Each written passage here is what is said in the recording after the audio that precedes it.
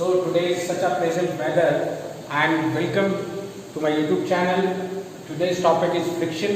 ठीक है, थोड़ा सा ध्यान देके समझना है टॉपिक को, कंसंट्रेटेड हो जाइए, आराम से बैठ जाओ. ठीक है, सबके सब देखो. फ्रिक्शन क्या है? फ्रिक्शन हम सबको पता है. सबसे पहला बेसिक जो है फ्रिक्शन का मतलब क्या होता है? घर्षण होता है. यानी कि घर्षण कब होगा? जब दोस्त है आपस में मिलेगी. When two surface meet each other then only friction is possible. तभी घर्षण हो सकता है. ठीक है, आप देखिए हाथों को रगड़ के देखिए, कोई ना कोई हीट प्रोड्यूस हो रही है. कान के पास लेके आइए, sound energy. So friction also create, हम कह सकते हैं friction also generate heat and sound. ठीक है, अब हम देखते हैं कि फ्रिक्शन क्या है. फ्रिक्शन वो फोर्स है, वो ताकत है. ठीक है, देखिए आवाज आ रही है तो कुछ ना कुछ फोर्स लग रहा है, कोई ना कोई ताकत लग रही है, तभी एनर्जी में कन्वर्ट होती है कोई भी चीज. अभी साउंड एनर्जी के अंदर कन्वर्ट हो रहा है, हीट एनर्जी के अंदर कन्वर्ट हो रहा है. तो फ्रिक्शन क्या है? एक फोर्स है. फ्रिक्शन एक फोर्स की तरह काम करता है, एक शक्ति की तरह काम करता है, जो कि दो सतह के बीच में होता है. It happens between when two surface meet each other. ठीक है, अब ठीक है, इतना बात समझना है. अब हम देखते हैं फोर्स का क्या बिहेवियर होता है जब किसी भी चीज के ऊपर अप्लाई करते हैं. फोर्स क्या काम करता है? ठीक है, बाद में हम फ्रिक्शन की तरफ चलेंगे, पहले हम फोर्स को देख लेते हैं. मान लीजिए बच्चों, एक ये जो है एक आदमी साइकिल चला रहा है. ये आदमी साइकिल चल रही है यहाँ. ठीक है, अब आप देखिए कि जब ये साइकिल चल रही है तो साइकिल कहाँ किस तरफ जा रही है? ये सीधा यहाँ पे आदमी बैठा है. ठीक है, साइकिल किस तरफ जा रही है? आगे की तरफ जा रही है, फॉरवर्ड. यानी कि हमारा मोशन किस तरफ है? फॉरवर्ड मोशन हो रहा है. ठीक है, अब एक आदमी और इसके ऊपर एक आदमी यहां आ जाता है पीछे से, इसके ऊपर फोर्स को अप्लाई कर रहा है, इसके ऊपर ताकत लगा रहा है. तो क्या हो रहा है? साइकिल की पेस बढ़ जा रही है. तो फोर्स क्या करता है? If the force is applied in the direction of motion, अगर डायरेक्शन की मोशन में फोर्स अप्लाई कर रहा है, हो रहा है, तो क्या कर रहा है? ये स्पीड अप कर रहा है. ये क्या करेगा? स्पीड बढ़ा देगा. अभी ठीक है, अब हम देखते हैं ये एक और दूसरा एग्जांपल ले लेते हैं. हम साइकिल एक और बना लेते हैं यार, 1 मिनट लगनी है, उनसे बड़ी बात है. ठीक है,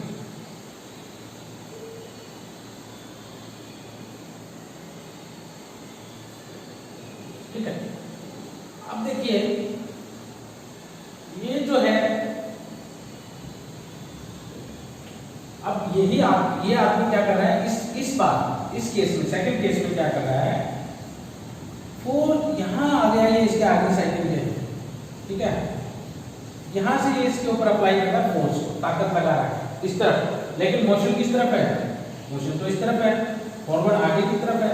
फोर्स किस तरफ अप्लाई हो रहा है? फोर्स इस तरफ अप्लाई हो रहा है. तो क्या होगा इस केस के अंदर?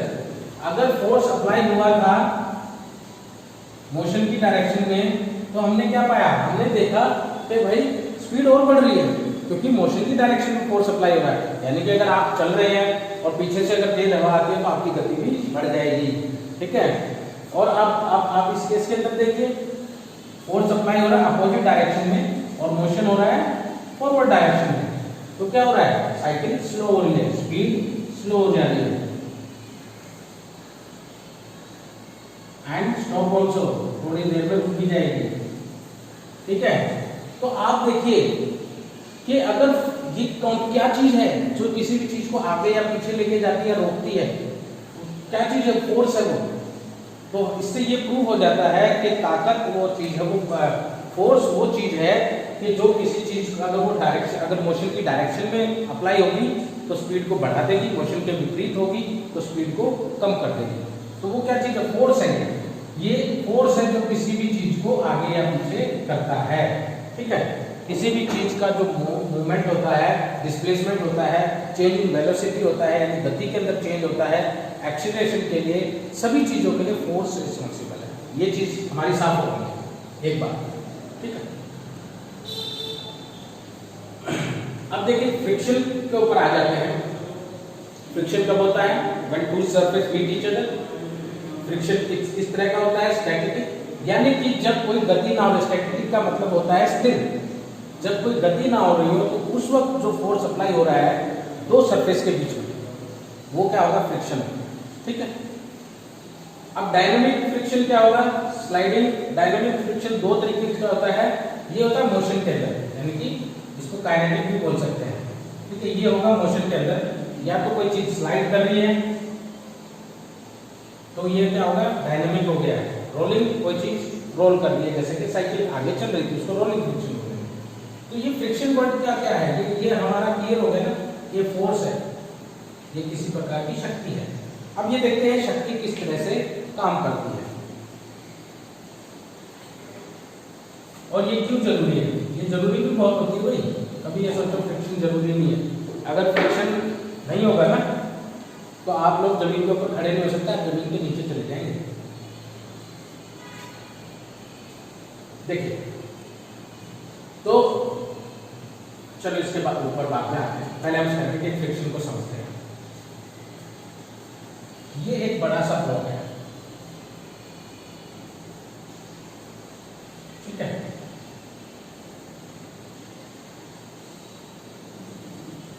ये आपका सरफेस है, अर्थ है या फ्लोर है, या आपका फ्लोर है, सरफेस है, कुछ नहीं होगा, ठीक है।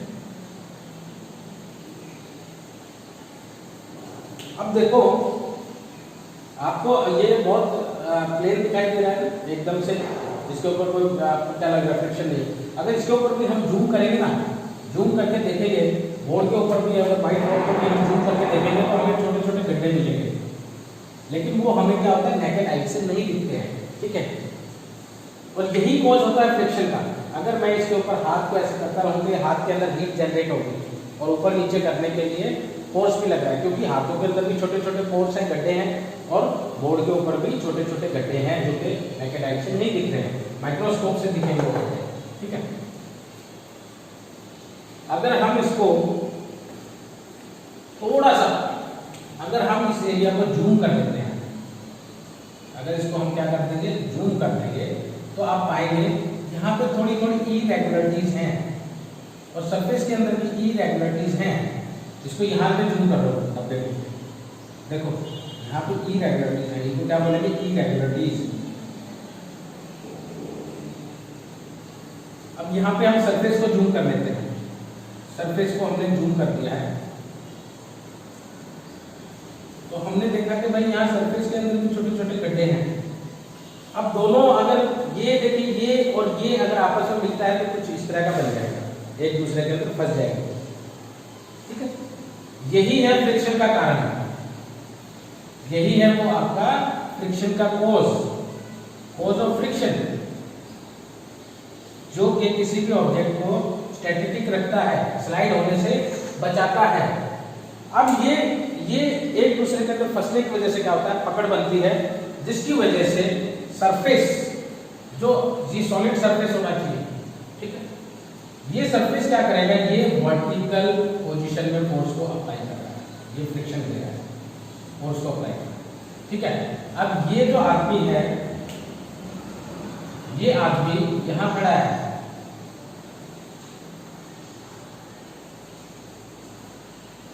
ये आदमी क्या कर रहा है, इस तरफ फोर्स लगा रहा है, फोर्स क्या लग रहा है, ये इस तरफ फोर्स लगा रहा है, ठीक है, यानी कि ये हॉरिजॉन्टल है, plane parallel to the earth है, हॉरिजॉन्टल पोजीशन में फोर्स लगा रहा है।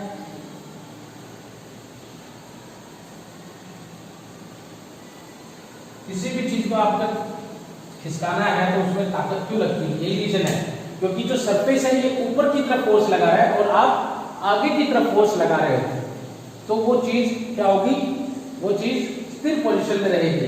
वो कब तक स्टैटिक रहेगी, उसका भी एक रीजन है, वो जब तक स्टैटिक रहेगी जब तक आपका फोर्स, जो वर्टिकल, जो फ्रिक्शन का जो फोर्स है, यानी जो सरफेस उसको फोर्स दे रहा है, उससे ज्यादा ना हो, ठीक है। वो क्या इसके ऊपर डिपेंड करता है, ये ऑब्जेक्ट के मास के ऊपर डिपेंड करता है, जितना भारी ऑब्जेक्ट होगा उतना ही नीचे से फोर्स मिलता है, ठीक है। ये उस ऑब्जेक्ट के मास के ऊपर डिपेंड करता है। इसी चीज को थोड़ा सा हम बारीकी में समझ लेते हैं।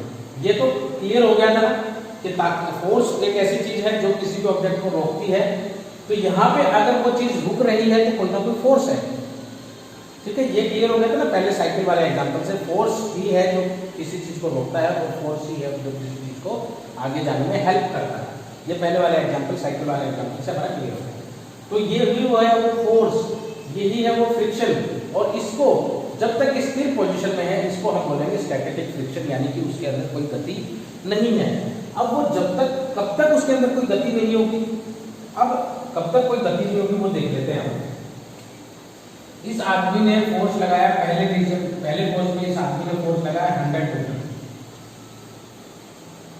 100 न्यूटन इसने फोर्स लगा दिया। ये ऑब्जेक्ट नहीं हिला क्योंकि इसका जो फोर्स है ये इसको सेल्फ एडजस्टिंग भी बोलते हैं भाई, सेल्फ एडजस्ट। ये अपने आप को खुद एडजस्ट करता है। फ्रिक्शन फोर्स जो है, स्टैटिक फोर्स जो होता है, स्टैटिक फ्रिक्शन जो होता है सॉरी, ये अपने आप को सेल्फ एडजस्ट करता है। आपने 100 न्यूटन लगाया ना, तो ये भी 100 न्यूटन लगा देगा फोर्स, ठीक है। अब आपने फोर्स थोड़ा और बढ़ा दिया, आपने 200 कर दिया, इसने भी थोड़ा और बढ़ा दिया क्योंकि उसका ऑब्जेक्ट के अंदर क्या है, बड़ा ऑब्जेक्ट है, उसके अंदर और भी गुंजाइश है फ्रिक्शन की, और भी ज्यादा फ्रिक्शन है उनके बीच में, स्टैक के बीच में, ठीक है। तो उसको मूव करने के लिए 200 न्यूटन पे भी नहीं मिला। तो अब कहाँ मिलेगा? अब मान लेते हैं 500 न्यूटन हम एक ऐसी वैल्यू ले लेते हैं कि जो कि इसका मैक्सिमम फ्रिक्शन का फोर्स है, फ्रिक्शनल फोर्स है 500 न्यूटन।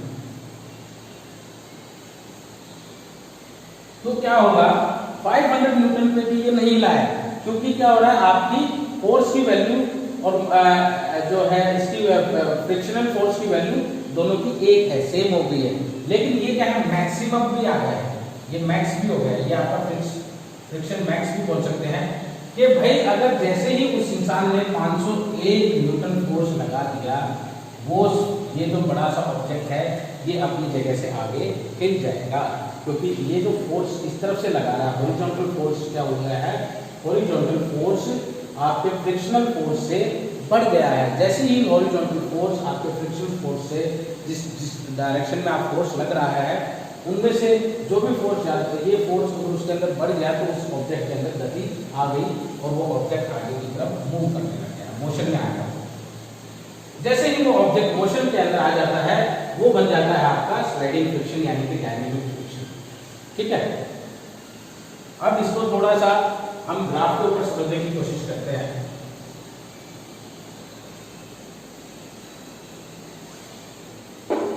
अब ये ऑब्जेक्ट था, ये मान लीजिए ये ऑब्जेक्ट था ना, तो ये क्या है, ये जैसे ही इसके ऊपर 500 न्यूटन लगा ना फोर्स, 501 लगा तो ये आगे की तरफ बढ़ गया, ठीक है। अब ये देखिए ये जो है मैक्सिमम है, ये 500 न्यूटन क्या है, मैक्सिमम इसका फ्रिक्शनल फोर्स है, F मैक्स है ये। जैसे ही इसके ऊपर F ये लगता है, F ये यानी कि काइनेटिक यानी कि मोशन के अंदर आ जाता है। जैसे ही ऑब्जेक्ट मोशन पे आता है, 501 पे मोशन पे आ रहा है, कितने पे आ रहा है, 501 के ऊपर वो आ गया है मोशन पे, 501 न्यूटन में वो मोशन में आ गया है। वैसे ही एक बार तो 501 न्यूटन लगा है, लेकिन जैसे ही ये काइनेटिक में आ गया है, मोशन के अंदर आ गया है, ये फोर्स जो है अगले ही पल कम लगेगा। तो जब भी ये प्रूव होता है, जैसे ये कितना कम तक लगता है, ये 25% तक कम लगता है। तो इससे ये बात प्रूव हो जाती है, ये आप जो नीचे जो लाइन मैंने ड्रॉप की है वो इसलिए की है कि static force greater than kinetic force. जो काइनेटिक फोर्स है, मोशन वाला जो है डायनेमिक फ्रिक्शन है, उससे कम होता है। तो स्टैटिक फ्रिक्शन हम लिख सकते हैं, static friction is less than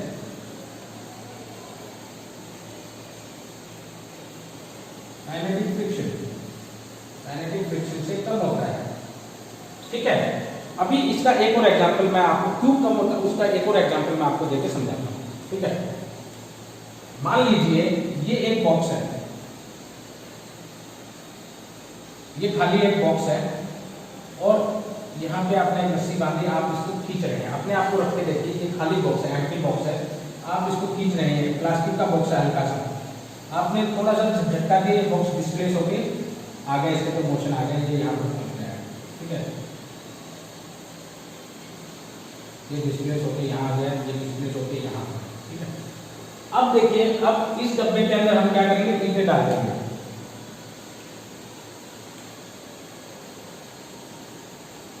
ये पूरा ईंटों से भर दिया है। तो ये डिपेंड करता है कि आप कितना आप ताकत लगा रहे हो, पहले भी प्रूव हुआ है। ये डिपेंड करता है इसकी डेंसिटी, इसके जो है वेट मास के ऊपर डिपेंड करता है, ऑब्जेक्ट के मास के ऊपर डिपेंड करता है कितना फोर्स हमें लगाना है। ठीक है, तो हम बात करते हैं कि काइनेटिक्स के तो क्या कैसे इफेक्ट करता है, क्या जब काइनेटिक फ्रिक्शन जो होता है वो कम ताकत में लगाता है। अब इसके आगे हम क्या करेंगे, यहाँ पे एक गेट जो फोर्स मेजरिंग मशीन लगा देंगे। ये कैसी होती है पता है, इसके अंदर यहाँ पे कांटा लगा होगा, यहाँ भी कांटा लगा होगा, यहाँ पे एक कांटा लगा होगा। ये कांटा क्या करेगा, ऑब्जेक्ट के अंदर आप फंसा दो, ऑब्जेक्ट के अंदर ये कांटा फंसा दो। यहाँ पे एक मशीन होती है, जितना आप फोर्स लगाएंगे ना वो उतना ही डिस्क्राइब करेगी, 5 kg, 5 न्यूटन, 10 न्यूटन। ठीक है, अब अगर इसका वेट लगभग आप मान लीजिए कि 3 kg हो गया या 13 kg इसका वेट हो गया, इनटेक बहुत ज़्यादा डाल दी है इसके अंदर, तो 13 kg इसका वेट हो गया। तो अब क्या होगा, जैसे ही हम ताकत लगाते हैं मशीन के ऊपर, तो यहाँ पे कुछ ना कुछ वो फोर्स दिखाएगा, 10 kg का फोर्स दिखा रहा है। ठीक है, जैसे ही 13, 14 kg, 13.1 के आप लगाते हो या 14 kg आप वेट लगाते हो, तो ऑब्जेक्ट आगे की तरफ कितना शुरू हो जाता है। तो कुछ ना कुछ फोर्स लग रहा है, तो इसका फोर्स कितना हो गया, 13 kg फ्रिक्शनल फोर्स हो गया, 13.1 आपका आगे आ गया।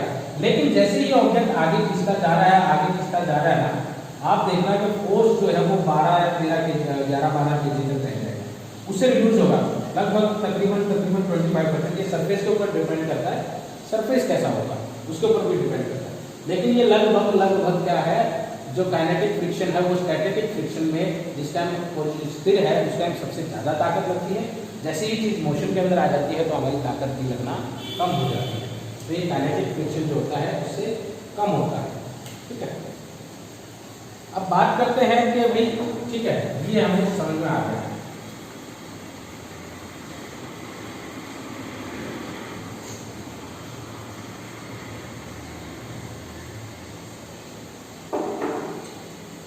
फ्रिक्शन कोई भी है, ये क्या करता है, अपोज करता है, अपोज। मैंने यहाँ पे लिखा है कि मोशन को अपोज करता है। ठीक है, तो वो एग्जांपल भाई मैंने पहले भी आपको बताया था कि इसके बीच में दरारें होती हैं, इस पार्ट को हम जूम कर लेते हैं सरफेस वाले को, यहाँ पे भी दरारें होती हैं। तो ये रीजन है कि दरारें आपस में भर जाती हैं, जिसकी वजह से फंस जाती हैं, जिसकी वजह से वो चीज़ अपोज करती है, और यही कॉज है फ्रिक्शन का, जिसकी वजह से फ्रिक्शनल फोर्स जनरेट होता है। यही कॉज है, फ्रिक्शन कॉज है, फ्रिक्शन का कॉज है। ठीक है, जिसकी वजह से फ्रिक्शनल फोर्स जनरेट होता है। अब इसका एक और अगर हम एग्जांपल ले लें, अगर हम, अब मैंने ये भी कहा है कि ये डिपेंड ऑन सरफेस के कितना ज्यादा फोर्स लगेगा, डिपेंड ऑन सरफेस। तो हम इसको प्रूव करने के लिए हम लेते हैं एक कैरम बोर्ड। कैरम बोर्ड के अंदर क्या होता है, ये होता है। ठीक है, इसके अंदर आपकी स्लाइड करती हैं, गोलियां वगैरह होती हैं, जिससे कि आप लोग कैरम बोर्ड खेलते हैं। ठीक, अब इसको मैं मान रहा हूँ तो ये इतनी स्पीड, ये बहुत कैरम बोर्ड का सरफेस भी आपने देखा होगा, बहुत जो होता है स्लाइडिंग होता है, अच्छा होता है, स्लिपरी होता है। लेकिन अगर इसी कैरम बोर्ड के अंदर पाउडर डाल, अब ये जो है अगर मैं यहाँ से इसको हिट करता हूँ तो ये स्लो मूव करेगा। ठीक है, आपने देखा होगा स्लो मूव करके। लेकिन अगर इसी कैरम बोर्ड के अंदर पाउडर डाल देते हैं, एक स्लाइडिंग वाला पाउडर आपने देखा होगा जो कैरम बोर्ड के अंदर डालते हैं, तो ये क्या है, जरा सा लगाओ हाथ और गोटियां एकदम से भागती हैं, बहुत फास्ट स्लाइड करती हैं। वो क्यों होता है, क्योंकि जब आप इसको जूम करके देखेंगे तो आप देखेंगे कि भाई आपकी जो गोटियां हैं कैरम बोर्ड खेलने वाली, उनके अंदर भी छोटे छोटे गड्ढे हैं और कैरम बोर्ड के अंदर भी छोटे छोटे गड्ढे हैं। वो पाउडर क्या काम करता है, वो पाउडर इन गड्ढों को फिल कर देता है, वो इन गड्ढों को क्या करेगा, फिल कर देगा, जिसकी वजह से सरफेस के ऊपर स्लाइड होना आसान हो जाएगा। आप देखिए सेम सरफेस के ऊपर क्या होगा, गड्ढे कम होने की वजह से, यानी कि जो फ्रिक्शनल फोर्स है वो कम होने की वजह से सब पावर कम लग रही है, फोर्स कम लगाना पड़ रहा है और काम ज्यादा होता है। ठीक है, तो ये प्रूव करता है कि ये जो है ये फ्रिक्शनल जो होता है ये सरफेस के ऊपर भी डिपेंड करता है। ठीक है, तो अब साइकिल वाले जो सबसे पहला एग्जांपल वो दिमाग के अंदर रखना कि फोर्स है वो, और फोर्स क्या है, वो फ्रिक्शनल फोर्स है जो मोशन को अपोज करता है। मोशन को अपोज करता है। लेकिन मैं ये बताना चाहता हूँ आप लोगों को कि ये मोशन को सिर्फ अपोज ही नहीं करता, ये सपोर्ट भी करता है मोशन को। अरे ऐसे सपोर्ट करता है, आप यहाँ से ताकत लगा रहे हैं और फ्रिक्शन इस तरफ, फोर्स इस तरफ कर रहा है तो मोमेंटम इस तरफ हो रहा है, मोशन इस तरफ हो रहा है। तो ये क्या हो रहा है, ताकत लगानी, आपकी अपोज कर रहा है, तभी तो आपको इसी चीज को हिलाने में ताकत लगानी पड़ रही है। ठीक है, तो ये क्या कर रहा है, इसका मतलब तो सिर्फ अपोज करता है, आगे बढ़ने में मदद नहीं करता, नहीं ये सपोर्ट भी करता है। It support also. देख लीजिए आप कैसे सपोर्ट करता है ये मोशन को। ये एक साइकिल है, अगर आप इस साइकिल को चला रहे हैं आगे की तरफ तो क्या हो रहा है, आप फोर्स पीछे की तरफ लगा रहे हैं। आप फोर्स किस तरफ लगा रहे हैं, पीछे की तरफ। ठीक है, हाँ ये हमेशा फोर्स को अपोज करता है, मोमेंटम को, ये मोशन को सपोर्ट करता है, लेकिन मोशन आपका हो रहा है इस तरफ।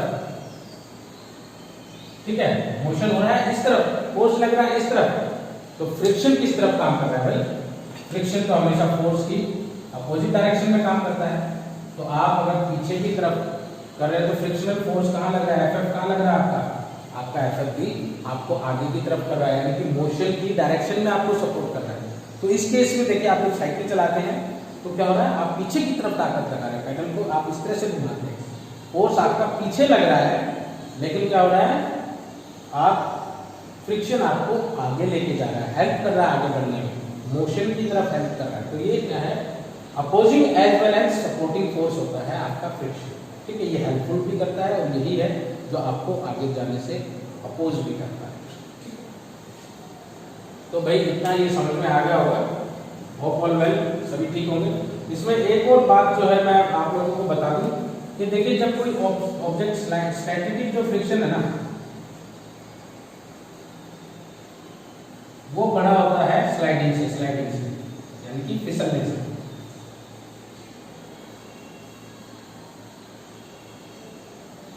और जो आपका स्लाइडिंग है ना, वो बड़ा होता है, वो ज्यादा होता है आपका रोलिंग से। वो क्यों होता है रोलिंग से, क्योंकि रोलिंग के अंदर देखिए, आप ये एक ऑब्जेक्ट वाला एग्जांपल आप देखिए, ये साइकिल है, साइकिल के अंदर इतना फ्रिक्शन नहीं लगेगा, ये जल्दी जल्दी आगे चलेगा। जबकि बड़े अगर साइकिल के साइज का ही एक और उसके वेट का अगर एक ऑब्जेक्ट हम यहाँ रख देते हैं, क्योंकि इनका क्या होगा, कांटेक्ट ज्यादा है सरफेस के साथ, कांटेक्ट जितना ज्यादा लंबा होगा उतना ही फ्रिक्शनल का जो पोज है वो उतना ही बड़ा होगा। ठीक है, तो ये कांटेक्ट ज्यादा है तो उसका स्लाइडिंग वाला थोड़ा स्लो होता है, स्लो उसी फोर्स के अंदर स्लाइड है, किसी चीज को करेंगे तो स्लो होगा, और उसी फोर्स से अगर आप, तो ये ऑब्जेक्ट के ऊपर भी डिपेंड होता है, सरफेस के ऊपर भी डिपेंड होता है आपका फ्रिक्शन। ठीक है, और फ्रिक्शन यही नहीं सिर्फ ग्लाइडिंग वाला भी होता है, एयर वाला फ्रिक्शन भी होता है और पानी वाला भी होता है। पानी वाला किस तरह से होता है, जब आप पानी के अंदर जाते हैं तो क्या करता है, आपको आगे बढ़ने से रोकता है, तो आप क्या करते हैं, पानी को आगे से हटाते हैं, तो वो फ्रिक्शन ही है जो आपको आगे जाने के लिए फेंक रहा है। लेकिन अगर आप जेवलिन थ्रो करते हैं तो एयर फ्रिक्शन है, वो आपने हवा में ऑब्जेक्ट डाल दिया, वहां तो कोई सरफेस नहीं है, लेकिन हवा भी उस चीज को अपोज करती है, उससे रगड़ खाती है जेवलिन से, इसीलिए धीरे धीरे वो जो है जेवलिन एक निश्चित दूरी पे जाकर के गिर जाता है। वो भी आपके एंगल ऑफ एवोल्यूशन के ऊपर डिपेंड करता है, आप किस एंगल से और किस हाइट से किसी चीज को फेंक रहे हैं, उतना ही ज्यादा डिस्टेंस कवर करेगा। लेकिन air is a cause of, ठीक है, ये एयर फ्रिक्शन भी होता है। ठीक है, तो भाई सब समझ में आ गया। ठीक है, thank you, have a nice day, take care.